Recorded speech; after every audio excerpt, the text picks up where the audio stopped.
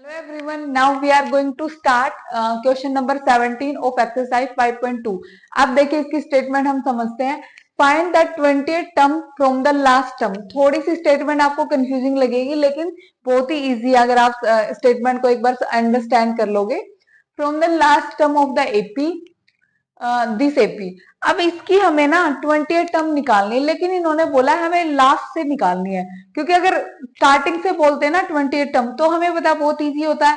तो उसको हम क्या कर लेते ए 20th क्या हो जाता है ए प्लस 19d.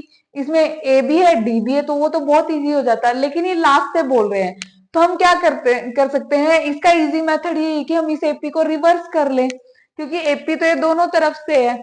तो हम क्या करेंगे, इस एपी को मैं ऐसे भी तो लिख सकती हूँ. फर्स्ट टर्म इसकी मैं 253 ले लूं. अब यहाँ पे देखिए डी का हमें कैसे पता लगेगा कि यहाँ पे कौन सी टर्म होगी. अब यहाँ पे देखिए कितने का गैप है 3 18. तो 18 में से 3 गया कितना 15 हो गया. एक मिनट मैं एपी चेक कर लेती हूँ. सॉरी ये 8 है तो 8 में से 3 गया यहाँ पे 5, फिर 13 में से 8 गया 5. तो अगर हम स्टार्टिंग से चल रहे हैं तो 5 का यहाँ पे गैप है, लेकिन जब हम पीछे से चलेंगे क्योंकि नंबर डिक्रीज होगा तो फिर क्या होगा -5 आना चाहिए, मतलब कि 248. मतलब कि गैप तो 5 का आएगा लेकिन स्टार्टिंग में क्या था प्लस में 5 आ रहा था, अब माइनस में आएगा क्योंकि देखो जैसे जैसे हम उधर जा रहे हैं तो टर्म इंक्रीज हो रही है, लेकिन जब हम पीछे से चलेंगे तो टर्म डिक्रीज हो जाएंगी. तो 253 फिर 248 और इसमें भी फिर क्या हो जाएगा 5 हम माइनस करेंगे तो 242 और लास्ट टर्म हमें पता है क्या आ जाएगी 3 आ जाएगी, क्योंकि हमने रिवर्स कर दिया है एपी को. अब देखिए हमें अब 20th टर्म निकालनी, तो अब तो कितना इजी हो गया.